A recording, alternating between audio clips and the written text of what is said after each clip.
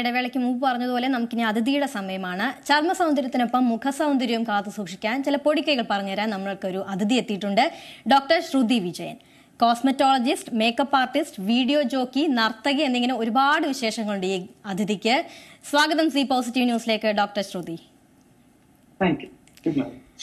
ആദ്യം തന്നെ ഞാൻ ചോദിക്കട്ടെ, എങ്ങനെയാണ് ഇത്രയും മേഖലകൾ കൈവെക്കാൻ കഴിയുക? ഞാനിപ്പോൾ നേരത്തെ പറഞ്ഞതുപോലെ കോസ്മെറ്റോളജിസ്റ്റ് ആണ്, ഒരു ആങ്കർ ആണ്, ഡാൻസർ ആണ്, അങ്ങനെ എത്ര മേഖലകളാണ് ഇപ്പോൾ കൈവച്ചിരിക്കുന്നത്.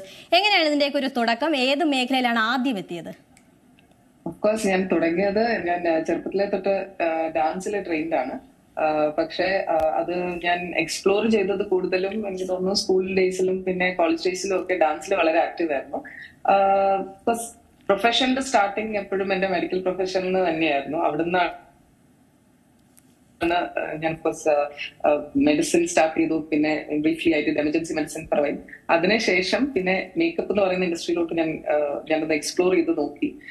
ആസ് എൻ ആർട്ടിസ്റ്റ് എനിക്ക് വളരെ താല്പര്യമുള്ളൊരു കാര്യമായിരുന്നു makeup. And luckily by God's grace ആ ഒരു പ്രൊഫഷനും വളരെ നന്നായിട്ട് ഹാൻഡിൽ ചെയ്യാൻ പറ്റി. അങ്ങനെ ഈ മെഡിക്കൽ പ്രൊഫഷനും മേക്കപ്പിന്റെ പ്രൊഫഷനും കൂടെ ഒരു പെർഫെക്റ്റ് കൾമിനേഷൻ എന്നുള്ള രീതിയിലാണ് ഞാൻ കോസ്മെറ്റോളജിയിൽ ഫെലോഷിപ്പ് ചെയ്തു. അങ്ങനെ finally as a cosmetologist and as a makeup artist I am able to do both.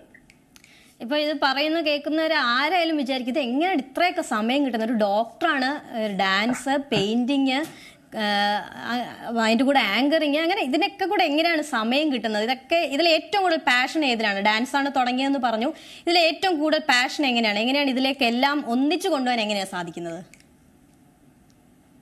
എനിക്ക് തോന്നുന്നു അതിന്റെ ഏറ്റവും ഇമ്പോർട്ടന്റ് കാര്യം എന്ന് പറയുന്നത് നമ്മൾ ഒന്നിനെയും അങ്ങനെ ഇതാണ് എനിക്ക് ഏറ്റവും കൂടുതൽ ഇഷ്ടമെന്നോ ഇതാണ് ഏറ്റവും കുറവ് ഇഷ്ടമെന്നോ രീതിയിൽ കാറ്റഗറൈസ് ചെയ്യരുത്. ആ ഒരു മൊമെന്റിൽ ഏതിനാണോ ഏറ്റവും കൂടുതൽ പ്രയോറിറ്റി കൊടുക്കേണ്ടത് ആ ഒരു എന്താണ് നമ്മൾ പ്രസന്റ്ലി ചെയ്യുന്നത് അഡ്വൈസ് ചെയ്ത് ഫുള്ളി ഇൻവോൾവ് ആയിട്ട് ആ ഒരു കാര്യം ചെയ്യാം. ആസ് എ ഡോക്ടർ പ്രാക്ടീസ് ചെയ്യുന്ന സമയത്ത് I am fully involve with my patients. അവർക്ക് എന്താണോ അവരുടെ നീഡ്, അവരുടെ ഡയഗ്നോസിന് വേണ്ടിയിട്ടുള്ള കാര്യങ്ങൾ എന്താണോ, അവരെ ഹെൽപ്പ് ചെയ്യുന്ന കാര്യങ്ങൾ എന്താണോ അത് ചെയ്യും. ഡാൻസ് ചെയ്യുന്ന സമയത്ത് ഞാൻ ഡോക്ടറിന്റെ കാര്യങ്ങളോ വേറെ ഒരു കാര്യങ്ങളോ ഞാൻ ആലോചിക്കുന്നില്ല. ഞാൻ ഫുള്ളി ആ ഡാൻസിന്റെ കാര്യങ്ങൾ മാത്രമേ ആലോചിക്കുന്നുള്ളൂ. സോ വാട്ട് എവർ ചെയ്യുന്ന ആ നിമിഷം നമ്മൾ എന്താണോ ചെയ്യുന്നത് അതിലോട്ട് ഫുള്ളി ഇൻവോൾവ് ആയിരിക്കുക, അതാണ് ട്രിക്ക്. ആൻഡ് ഓഫ് കോഴ്സ് എന്നോട് ഒരുപാട് പേര് ചോദിച്ചിട്ടുള്ള ഒരു കാര്യമാണ് ഇതിന് ഇത്രയും സമയം എങ്ങനെ കിട്ടുന്നു എന്നുള്ളത്.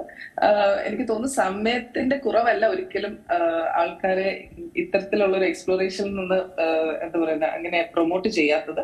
സമയം എങ്ങനെ നന്നായി യൂട്ടിലൈസ് ചെയ്യുന്നു എന്നുള്ളതിലാണ്.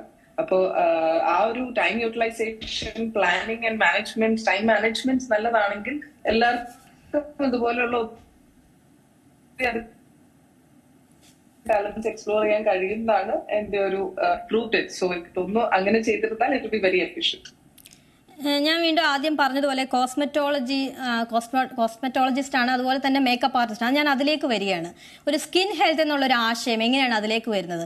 രണ്ട് കോസ്മെറ്റോളജി ആയാലും മേക്കപ്പ് ആയാലും ചെറുതായിട്ട് റിലേറ്റഡ് ആണ്. അപ്പൊ എങ്ങനെയാണ് അതുമായിട്ട് എങ്ങനെയാണ് മുന്നോട്ട് പോകാൻ പറ്റുന്നത്? സ്കിൻ ഹെൽത്തിനെ കുറിച്ച് കൂടി പറയൂ.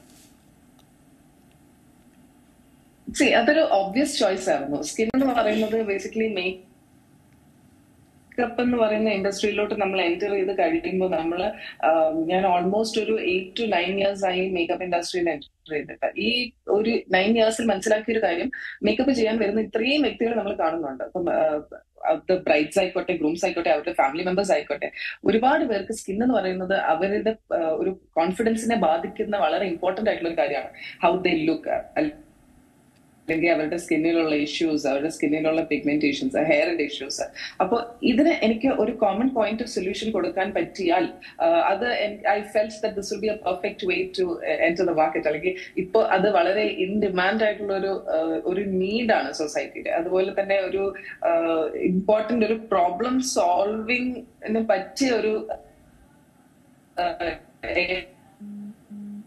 ആണെന്ന് മനസ്സിലാക്കിക്കൊണ്ടാണ് ഞാൻ സ്കിൻ ഹെൽത്ത് എന്ന് പറയുന്ന എന്റെ കോസ്മെറ്റൈസ് ചെയ്യുന്ന ഒരു കാര്യം എന്ന് പറഞ്ഞു കഴിഞ്ഞാൽ, ഞാൻ ഒരിക്കലും ഒരു മേക്കപ്പ് യൂസ് ചെയ്ത ഒരാളെ ഞാൻ ഡിസ്കറേജ് ചെയ്യില്ല. പക്ഷെ നല്ല രീതിയിലുള്ള മേക്കപ്പ് യൂസ് ചെയ്യാനുള്ള ഗൈഡൻസ് കൊടുക്കാൻ കഴിയുന്നുണ്ട്. എന്നിരുന്നാൽ തന്നെയും സ്കിന്നിന്റെ നല്ലൊരു ഓപ്റ്റിമം ലെവൽ ഓഫ് സ്കിൻ മെയിൻ്റനൻസിലോട്ട് എത്തിക്കാൻ കഴിഞ്ഞാൽ നിങ്ങൾ യൂസ് ചെയ്യുന്ന മേക്കപ്പിന്റെ ക്വാണ്ടിറ്റിയും കുറയ്ക്കാൻ പറ്റും. At the same time best ഔട്ട്പുട്ടും എത്താൻ പറ്റും. ദിസ് ആസ് സച്ച് നിങ്ങളുടെ കോൺഫിഡൻസിനെ വളരെയധികം ബൂസ്റ്റ് ചെയ്യും. സോ ആ ഒരു രീതിയിലുള്ള ഒരു ഹോളിസ്റ്റിക് അപ്രോച്ച് ആണ് ഞാൻ സ്കിൻ ഹെൽത്തിൽ എന്റെ ക്ലയൻസിന് പ്രൊവൈഡ് ചെയ്യാൻ നോക്കുന്നത്. അത് തന്നെയാണ് ഞാൻ ചോദിക്കാൻ വന്നതും. അതായത് ഇപ്പോൾ നമുക്കറിയാം പണ്ടത്തെ കാലത്തെ അപേക്ഷിച്ച് ഇപ്പോൾ ഒരുപാട് കൂടുതൽ സ്ത്രീകളും മേക്കപ്പിലേക്ക് കൂടുതൽ ഇറങ്ങുന്നുണ്ട്. മേക്കപ്പ് നമ്മുടെ സ്കിന്നിന് ദോഷമാണ് എന്നൊക്കെ പണ്ടുള്ളവരൊക്കെ പറയുമെങ്കിലും നമ്മളിപ്പോൾ കൊച്ചുകുട്ടി ഉൾപ്പെടെയുള്ളവരൊക്കെ ഇപ്പോൾ മേക്കപ്പിലേക്ക് ചെറിയ രീതിയിലെങ്കിലും അവരുടെ വീട്ടിലിരുന്നിട്ടെങ്കിലും മേക്കപ്പ് ചെയ്യുന്നതൊക്കെ നമ്മൾ കാണുന്നുണ്ട്. അപ്പം ഞാൻ ചോദിക്കുന്നത്, മേക്കപ്പിന് ഏറ്റവും പ്രധാനപ്പെട്ടത് അതിൻ്റെ ക്വാളിറ്റിയിൽ തന്നെയാണ്, അതിൻ്റെ ഐറ്റംസിൻ്റെ ക്വാളിറ്റി തന്നെയാണ് നമ്മൾ നോക്കേണ്ടത്. കൊച്ചുകുട്ടി ഉൾപ്പെടെ ഇതിപ്പോൾ ഉപയോഗിക്കുന്ന ഒരു സാഹചര്യമുണ്ട്. അത് കൊച്ചുകുട്ടികളുടെ സ്കിന്നിനെ ഏതെങ്കിലും രീതിയിൽ ദോഷകരമായി ബാധിക്കാൻ ചാൻസ് ഉണ്ടോ? അതിൽ നിന്ന് എങ്ങനെയാണ്, എനിക്ക് തോന്നുന്നു ഡോക്ടറിൻ്റെ അടുത്ത് ഒരുപാട് കുട്ടികൾ ഉൾപ്പെടെ വരുന്നുണ്ടാകും ഈ സംഭവം ബന്ധപ്പെട്ട്. ഒരുപാട് കുട്ടികൾ ചെറുതിലെ മുതൽ തന്നെ മേക്കപ്പിലേക്ക് എത്തുന്നുണ്ട്. അവരെയൊക്കെ അതിൽ നിന്ന് മാറ്റേണ്ട ഒരു ആവശ്യമുണ്ടോ? കാരണം ചെറുതിലെ മുതലേ നല്ല സ്കിന്നായി വരുന്നതിനെ മേക്കപ്പ് ചെയ്ത് അഭംഗിയാക്കണമെന്നാണോ, അതോ അതിനെതിരെ എന്തെങ്കിലും ക്യാമ്പയിൻ ചെയ്യേണ്ട ഒരു ആവശ്യമുണ്ടോ? കുട്ടികളിൽ മേക്കപ്പ് ചെയ്യുന്നതിനെ കുറിച്ച് ഡോക്ടറിന്റെ അഭിപ്രായം എങ്ങനെയാണ്? ഞാനൊരു വളരെ സിമ്പിൾ ആയിട്ടുള്ള ഒരു കാര്യം പറയാം. നമ്മുടെ നാട്ടിൽ ഒരുപാട് കാലങ്ങളായിട്ടുള്ള ഒരു പ്രാക്ടീസ് ആണ് കുഞ്ഞു കുട്ടികൾ കുളിച്ചു കഴിഞ്ഞാൽ, അതായത് ബേബീസ് കുളിച്ചു കഴിഞ്ഞാൽ ഉടനെ കരി എഴുതുക അല്ലെങ്കിൽ പൊട്ടു ഇടുക എന്നുള്ളത്. ടെക്നിക്കലി അത് മേക്കപ്പ് തന്നെയല്ലേ? അപ്പൊ പിന്നെ എന്തിനാണ് ഈ ഒരു ടൈപ്പ് ഓഫ് ന്യൂ ഏജ് മേക്കപ്പിന് പ്രത്യേകിച്ച് ഒരു റെസിസ്റ്റൻസ് കൊടുക്കേണ്ടത്? യെസ്, എല്ലാത്തിനും ഒരു ഏജ് അപ്രോപ്രിയേറ്റ് ബിഹേവിയർ നമ്മൾ പ്രൊമോട്ട് ചെയ്യണം. കാരണം അത് അവരുടെ മെന്റൽ ഹെൽത്തിനെ ഒരുപാട് ബാധിക്കുന്ന ഒരു കാര്യമാണ്. സോ ദാറ്റ് വേ യെസ്, ഞാൻ ഒത്തിരി അങ്ങനെ ഒരുപാട് മേക്കപ്പിനോട് ഒബ്സസ്ഡ് ആവണം എന്ന് ഞാൻ ഒരിക്കലും പറയത്തില്ല. ഒരു കാര്യത്തിനോടും ഒബ്സസ്ഡ് ആവരുത് എന്നാണ്. എല്ലാം ഒരു മോഡറേഷനിൽ കൊണ്ടുപോവുക. ടാലൻസ് എന്ന് പറയുന്ന ഒരു കാര്യത്തിൽ മേക്കപ്പ് എക്സ്പ്ലോർ ചെയ്യുന്ന ഒരാളെ നന്നായിട്ട് എൻകറേജ് ചെയ്യുക. Because you never know. ഇപ്പൊ തന്നെ ഒത്തിരി ചൈൽഡ് ഇൻഫ്ലുവൻസേഴ്സും അങ്ങനത്തെ ഒത്തിരി പുതിയ അവന്യൂസ് നമ്മൾ കാണുന്നുണ്ട്. ഒരു കുട്ടിയിലുള്ള കഴിവുകൾ ഒരിക്കലും ഡിസ്കറേജ് ചെയ്യാതിരിക്കുക. എല്ലാം അവരെ എക്സ്പ്ലോർ ചെയ്യാനായിട്ട് സമ്മതിക്കുക. Let them learn, let them study. അവര് എന്തിലോട്ടാണ് അവർക്ക് ഇൻട്രസ്റ്റ് ഉള്ളത് എന്നുള്ളത് നമ്മൾ നന്നായിട്ട് പ്രൊമോട്ട് ചെയ്യുക. മേക്കപ്പ് പ്രോഡക്ട്സ് യൂസ് ചെയ്യുമ്പോൾ ചില പ്രോഡക്ട്സ് ഞങ്ങൾ ഇപ്പം ചില കാര്യങ്ങൾ അവരെയും അവെയർ ആക്കുക. ഇന്ന കാര്യങ്ങൾ യൂസ് ചെയ്താൽ അത് ഈ ഒരു ഏജിൽ ചിലപ്പോൾ നിങ്ങൾക്ക് അപ്രോപ്രിയേറ്റ് ആയിരിക്കില്ല എന്നുള്ളത് അത് പേരൻസ് എങ്ങനെ അതിനെ ഡീൽ ചെയ്യുന്നു എന്നുള്ളതാണ്. അല്ലാതെ ഇപ്പം ഞാൻ പറഞ്ഞില്ലേ, അങ്ങനെയാണെങ്കിൽ ഈ ഒരു ബോധവൽക്കരണം തുടങ്ങണമെങ്കിൽ ബേബീസിൽ കണ്ണെഴുതുന്നതും പുരുക എഴുതുന്നതും തൊട്ട് നമ്മൾ അവോയ്ഡ് ചെയ്യാൻ പറ്റണം. സോ അത് നമ്മളുടെ ഒരു കൾച്ചറലി സിഗ്നിഫിക്കന്റ് ആയിട്ടുള്ള ഒരു പ്രാക്ടീസ് ആണ്. അപ്പൊ അതിനെ നമ്മൾ എങ്ങനെ ടോട്ടലി നമുക്ക് ഇനിമേൽ അത് ചെയ്യരുതേ എന്ന് പറയാനും കഴിയത്തില്ല. So I think everything in moderation is good, അല്ലേ?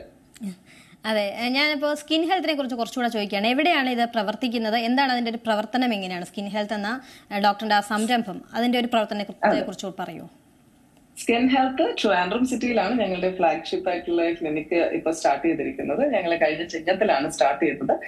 Skin health basically it's A place where ഇപ്പോൾ മെൻ ആൻഡ് വിമൻ രണ്ടുപേർക്കും വന്നു കഴിഞ്ഞാൽ നിങ്ങളുടെ സ്കിൻ ആൻഡ് ഹെയർ റിലേറ്റഡ് ആയിട്ടുള്ള എല്ലാത്തരം പ്രശ്നങ്ങളും നിങ്ങൾക്ക് ആസ് മച്ച് ആസ് പോസിബിൾ ഞങ്ങളൊരു സൊല്യൂഷൻ കണ്ടെത്താൻ നോക്കുന്നുണ്ട്. വി ഹാവ് ഒരു wide range of treatment opportunities നമ്മൾ ഇവിടെ പ്രൊവൈഡ് ചെയ്യുന്നുണ്ട്. ഇൻക്ലൂഡിംഗ് ഇപ്പോൾ ഞങ്ങൾക്ക് PRP പോലുള്ള ഹെയർ ലോസിനുള്ള ട്രീറ്റ്മെന്റ്സ്, പിന്നെ കാർബൺ പീൽസ്, അതുപോലെ ലേസർ മീഡിയേറ്റഡ് ആയിട്ടുള്ള പ്രൊസീജിയേഴ്സ്. ഫോർ എക്സാമ്പിൾ ഹെയർ റിമൂവലിന് വേണ്ടിയിട്ടുള്ള ലേസർ പ്രൊസീജിയേഴ്സ് ഉണ്ട്. പിന്നെ അതുപോലെ തന്നെ നമുക്കിപ്പോ കെമിക്കൽ പീൽസ്, ഞങ്ങൾക്കിപ്പോ ഒരു ഫംഗ്ഷൻ വരുന്നു, ഫംഗ്ഷന് മുമ്പായിട്ട് ഞങ്ങൾക്ക് എന്താണ് പുതിയതായിട്ട് ചെയ്യാൻ കഴിയാന്ന് നിങ്ങളുടെ സ്കിന്നിനെ ഒന്ന് റിജുവിനേറ്റ് ചെയ്യണമെങ്കിൽ അതിനായിട്ടുള്ള ട്രീറ്റ്മെന്റ്സ് ഉണ്ട്. ഹൈഡ്രോഫേഷ്യൽസ് പോലുള്ള ലേറ്റസ്റ്റ് ആയിട്ടുള്ള എല്ലാ തരം കോസ്മെറ്റോളജി ട്രീറ്റ്മെന്റ്സും ഞങ്ങൾ ഇവിടെ പ്രൊവൈഡ് ചെയ്യുന്നുണ്ട്. ഓഫ്കോഴ്സ് ഇൻ ഫ്യൂച്ചർ ഞങ്ങൾ വേറെയും സിറ്റീസ് ടാർഗറ്റ് ചെയ്യുന്നുണ്ട്. അവിടെയും ഞങ്ങൾക്ക് ബിക്കോസ് ഒത്തിരി എൻക്വയറീസ് വരുന്നു വേറെ സിറ്റീസിൽ നിന്നൊക്കെ അവിടെ ബ്രാഞ്ച് ചെയ്യാമോ എന്നൊക്കെ. So we are considering that. പക്ഷെ പ്രസന്റ്ലി നമ്മൾ ട്രിവാൻഡ്രം സിറ്റിയിലാണ് സിറ്റുവേറ്റഡ്. ആൻഡ് ആരെയും നോ പറയരുത് എന്നുള്ളൊരു കോൺസെപ്റ്റിലാണ് നമ്മൾ ഇവിടെ പോയിക്കൊണ്ടിരിക്കുന്നത്. ആർക്ക് എന്ത് ഹെൽപ്പ് വേണമോ അവർക്ക് അത് പ്രൊവൈഡ് ചെയ്യാനായിട്ട് ഞങ്ങൾ ഇവിടെ റെഡിയാണ്. ഇപ്പോൾ കൂടുതലായിട്ടും ലേഡീസിൽ ഏത് തരത്തിലുള്ള സ്കിൻ പ്രോബ്ലം ആയിട്ടാണ് അവർ വരാറ്? എന്താണ് അവരുടെ ആവശ്യം? സ്കിന്നുമായി ബന്ധപ്പെട്ട് ഏറ്റവും കൂടുതൽ ഡോക്ടർ കാണുന്നൊരു പ്രശ്നങ്ങൾ എന്തൊക്കെയാണ്? ഏറ്റവും കൂടുതൽ കാണുന്ന രണ്ട് തരത്തിലുള്ള പ്രശ്നമാണ് പ്രത്യേകിച്ച് സ്ത്രീകളിൽ. ഒന്നെന്ന് പറയുന്നത് ഹെയർ ലോസ്. പണ്ടത്തെ കാലത്തിനെ അപേക്ഷിച്ച് ഇപ്പോഴത്തെ അതൊരുപക്ഷെ നമ്മുടെ ലൈഫ് സ്റ്റൈൽ ചേഞ്ചസ് കൊണ്ടാകാം, നമ്മളുടെ പിന്നെ നമ്മുടെ സണ്ണിന്റെ ആ ഒരു ചൂട് കൂടി വരുന്നു as each year goes by, അതിന്റെ ഒരു റിസൾട്ട് കൊണ്ടും ആകാം. Hair fall is a primary concern for most women. അതും ഇപ്പൊ ഒത്തിരി അധികം ലേഡീസ് ഒരു ആൻഡ്രോജനിക് അലോപേഷ്യ അല്ലെങ്കിൽ ഒരു മെയിൽ പാറ്റേൺ പോലെ തന്നെ ഉള്ള ഒരു ബോൾഡിംഗ് ഒക്കെ ആയിട്ട് നമുക്ക് ഒരുപാട് ക്ലയൻസ് വരുന്നുണ്ട്. പക്ഷെ അവർക്ക് നമുക്ക് എക്സലന്റ് ട്രീറ്റ്മെന്റ് കൊടുക്കാൻ സാധിച്ചിട്ടുണ്ട്. സെക്കൻഡ് പ്രോബ്ലം വളരെ കോമൺ ആയിട്ട് വരുന്നത് മാർക്സ്, ഫോട്ടോ ഡാമേജ് കാരണമുള്ള മാർക്സ്, അതായത് സൺ എക്സ്പോഷർ കാരണം വരുന്ന പലതരത്തിലുള്ള പിഗ്മെന്റേഷൻ ഇഷ്യൂസും നമ്മൾ വളരെയധികം കാണുന്നുണ്ട്. അത് രണ്ട് കാറ്റഗറി, അതായത് യങ് ഏജ് ഗ്രൂപ്പിലും കാണുന്നുണ്ട്, ഓൾഡർ ആയിട്ടുള്ള വിമനിലും കാണുന്നുണ്ട്. ഇതാണ് ഏറ്റവും കോമൺലി നമ്മൾ വരുന്ന 2 problem. And then of course acne related ആയിട്ടുള്ള ഇഷ്യൂസ്. പക്ഷെ ഇപ്പോഴുള്ള നമുക്ക് വരുന്ന ക്ലയൻസ് എല്ലാവരും അത്യാവശ്യം വളരെ വെൽ എഡ്യൂക്കേറ്റഡ് ആയിട്ടുള്ള ഒരു കാറ്റഗറി ഓഫ് പീപ്പിൾ ആണ്. ഞാൻ എഡ്യൂക്കേറ്റഡ് എന്ന് പറയുമ്പോൾ not in terms of the degrees, പക്ഷെ അവർ എന്ത് തന്നെ ട്രീറ്റ്മെന്റ് സീക്ക് ചെയ്യുന്നുണ്ടോ ഇതിനെയൊക്കെ കുറിച്ച് വളരെയധികം നന്നായി മനസ്സിലാക്കി തന്നെയാണ് ഇവർ വരുന്നത്. സോ അവർക്ക് എന്തെങ്കിലും ഡൗട്ട്സ് ഉണ്ടെങ്കിൽ നമ്മൾ വളരെ ഓപ്പൺ ചാനൽ ഓഫ് കമ്മ്യൂണിക്കേഷൻ ആണ്. അവരോട് അത് സംസാരിക്കാനും അതിനെക്കുറിച്ചുള്ള അവരുടെ തെറ്റിദ്ധാരണകൾ മാറ്റാനും ഒക്കെ വളരെ എളുപ്പമാണ്. ആൻഡ് ദാറ്റ് ഐ തിങ്ക് ഇന്നത്തെ കാലത്ത് അതുകൊണ്ട് കോസ്മെറ്റോളജി പ്രാക്ടീസ് ചെയ്യാനും വളരെ എക്സൈറ്റിംഗ് ആണ്. വളരെ പ്രധാനപ്പെട്ട ഒരു കാര്യം കൂടെ ചോദിക്കട്ടെ. ഇപ്പൊ നമുക്കറിയാം നല്ല ചൂടുകാലമാണ്, പുറത്തിറങ്ങി കഴിഞ്ഞാൽ മൊത്തം പൊള്ളണ ഒരു അവസ്ഥയാണ്. അപ്പോൾ പ്രത്യേകിച്ച് സ്ത്രീകൾ അവരുടെ പുറത്തേക്ക് ഇറങ്ങുമ്പോൾ മുഖം ഏത് രീതിയിൽ സംരക്ഷിക്കണം, വളരെ ലളിതമായിട്ട് സാധാരണക്കാർക്ക് പോലും ഏത് രീതിയിലാണ് മുഖത്തെ സംരക്ഷിക്കാൻ പറ്റുന്നത്? കാരണം ആറ്റുകാൽ പൊങ്കാലയൊക്കെ വരുന്ന ഒരു സാഹചര്യമാണ്, ഫുൾ വെയിലത്ത് ഇരിക്കേണ്ട ഒരു സാഹചര്യമാണ് കൂടുതൽ സ്ത്രീകൾക്ക് വരാൻ പോകുന്നത്. അവർക്ക് വേണ്ടി എന്തെങ്കിലും ടിപ്പ് പറയാനുണ്ടോ? ഏറ്റവും പ്രധാനമായിട്ടുള്ള കാര്യം നമ്മൾ സൺസ്ക്രീൻ യൂസ് ചെയ്യുക എന്നുള്ളതാണ്. ഞാനത് തന്നെയും പിന്നെയും ഒരുപാട് വീഡിയോസിലൂടെയും ഒരുപാട് കണ്ടന്റിലൂടെയും ഞാനത് കമ്മ്യൂണിക്കേറ്റ് ചെയ്യാൻ നോക്കിയിട്ടുണ്ട്. കാരണം നമ്മളുടെ ഈ കേരളത്തിലുള്ള ഒരു ക്ലൈമറ്റ്, പ്രത്യേകിച്ച് നമ്മൾ തിരുവനന്തപുരത്തുള്ള ഒരു ക്ലൈമറ്റ് എന്ന് പറഞ്ഞു കഴിഞ്ഞാൽ എസ്പെഷ്യലി നമ്മളിപ്പോ സമ്മറിലോട്ട് പോവുകയാണ്, വളരെ ചൂടുള്ള സമയമാണ്. ഈ സമയത്ത് നമ്മൾ ഡയറക്റ്റ് വെയിലത്തോട്ട് പോയിരിക്കുമ്പോഴേക്കും അത് നമുക്ക് ഈ സ്കിന്നിന് മാത്രമല്ല ഓൾ ഇൻ ഓൾ നമ്മുടെ ബോഡിക്ക് അത് ഒരു പോയിന്റ് കഴിഞ്ഞാൽ നമ്മുടെ ടോളറൻസ് ലെവൽ വളരെയധികം കുറവാണ് ഇപ്പോൾ. അപ്പോൾ നിങ്ങൾ ഈ പൊങ്കാലയ്ക്കാണെങ്കിലും നിങ്ങൾ പൊങ്കാല വെക്കാൻ പോകുന്ന സമയത്ത് കഴിവതും അധികം വെയിലില്ലാത്ത ഒരു പോയിന്റ് ചൂസ് ചെയ്യുക. അതല്ല വേറെ ഓപ്ഷൻ ഇല്ല എന്നുണ്ടെങ്കിൽ നിങ്ങൾ തീർച്ചയായും ഒരു കുട കരുതുക. കാരണം നമ്മൾ സൺസ്ക്രീൻ യൂസ് ചെയ്യേണ്ടത് അത്യാവശ്യമാണ്. അതിന്റെ കൂട്ടത്തിൽ തന്നെ ഫിസിക്കലി സണ്ണിൽ നിന്നുള്ളൊരു സ്ക്രീനിങ് വളരെ വളരെ ഇമ്പോർട്ടന്റ് ആണ്. അതുകൊണ്ട് ഡെഫിനറ്റ്ലി നിങ്ങളുടെ പൊങ്കാലയ്ക്ക് റെഡി ആകുമ്പോഴേക്കും നിങ്ങൾ ഒരു കുടയും കൂടെ കരുതണം. ആസ് മച്ച് ആസ് പോസിബിൾ ഒരു കുട യൂസ് ചെയ്യുക. പിന്നെ കീപ് ഹൈഡ്രേറ്റിംഗ് യുവർ സെൽഫ്. നമ്മുടെ സ്കിന്നിന് വളരെ ഇമ്പോർട്ടന്റ് ആയിട്ടുള്ള ഒരു കാര്യമാണ്. നമ്മൾ പൊങ്കാലയുടെ സമയത്ത് ഒത്തിരി ചൂട്, അത് വെയിലിൽ നിന്നുള്ള ചൂട് മാത്രമല്ല, നിങ്ങൾ ഈ അടുപ്പിൽ നിന്നുള്ള ചൂടും ഒക്കെ നിങ്ങളുടെ സ്കിന്നിനെ വളരെ വളരെ ബാഡ്ലി ഇഫക്ട് ചെയ്യാൻ പോകുന്ന ഒരു കാര്യമാണ്. അതുകൊണ്ട് അതൊക്കെ നിങ്ങൾ വളരെ കെയർഫുൾ ആയിട്ടേ ഹാൻഡിൽ ചെയ്യാൻ പാടുള്ളൂ. സൺസ്ക്രീൻ മസ്റ്റ് ആണ്. ധാരാളമായിട്ട് വെള്ളം കുടിക്കുക. പിന്നെ അത് മാത്രമല്ല ഒരു കുട ഡെഫിനറ്റ്ലി കരുതുക. ഇത് മൂന്നും ഉണ്ടെങ്കിൽ ഒരു സർട്ടൻ എക്സ്റ്റെൻഡ് വരെയും നിങ്ങൾക്ക് ഈ പറഞ്ഞ സൺ ഡാമേജും ഹീറ്റ് കാരണമുള്ള പ്രശ്നങ്ങളും നിങ്ങൾക്ക് ഹാൻഡിൽ ചെയ്യാൻ കഴിയും.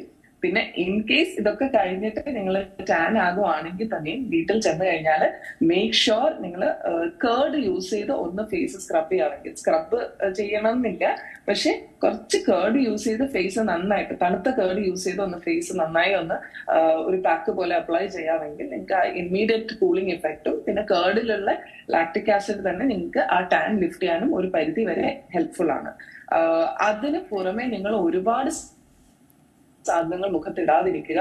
കാരണം അത് ചിലപ്പോൾ നിങ്ങൾക്ക് റിയാക്ഷൻസ് വരാം. നിങ്ങൾ ഒരു 2 days ടൈം കൊടുക്കും നിങ്ങളുടെ സ്കിൻ ഒന്ന് സെറ്റിൽ ആവാനായിട്ട്. ആ സെറ്റിൽ ചെയ്ത് ഒന്ന് സൂട്ട് ആയി കഴിഞ്ഞാൽ പിന്നെ you go for any tan lifting procedures. And എന്തെങ്കിലും ഡൗട്ട്സ് ഉണ്ടെങ്കിൽ ഡെഫിനറ്റ്ലി നിങ്ങൾ ഒരു ഡോക്ടറിനെ അപ്രോച്ച് ചെയ്യുക. സ്കിന്നിൽ ഇപ്പൊ ടാൻ ലിഫ്റ്റ് ചെയ്യാനുള്ള ഒത്തിരി ഓപ്ഷൻസ് ഉണ്ട്. Don't worry. നിങ്ങളുടെ ഭക്തിയും നിങ്ങളുടെ ആ ഒരു പയസ് ആയിട്ടുള്ള നിങ്ങൾ ചെയ്യാൻ പോകുന്ന കാര്യത്തിനെ ഒന്നും ഈ സ്കിൻ കാരണമുള്ള ടെൻഷൻസ് വറി ചെയ്യാതിരിക്കട്ടെ. പൊങ്കാല വളരെ നന്നായിട്ട് തന്നെ നിങ്ങൾ വളരെ പ്രയർഫുള്ളി തന്നെ നിങ്ങളത് മുന്നോട്ട് പോകട്ടെ. ഏറ്റവും പുതിയ വാർത്തകളും വിശേഷങ്ങളും വിരൽത്തുമ്പിലറിയാൻ സീ മലയാളം ന്യൂസ് എല്ലാ ഡിജിറ്റൽ പ്ലാറ്റ്ഫോമുകളിലും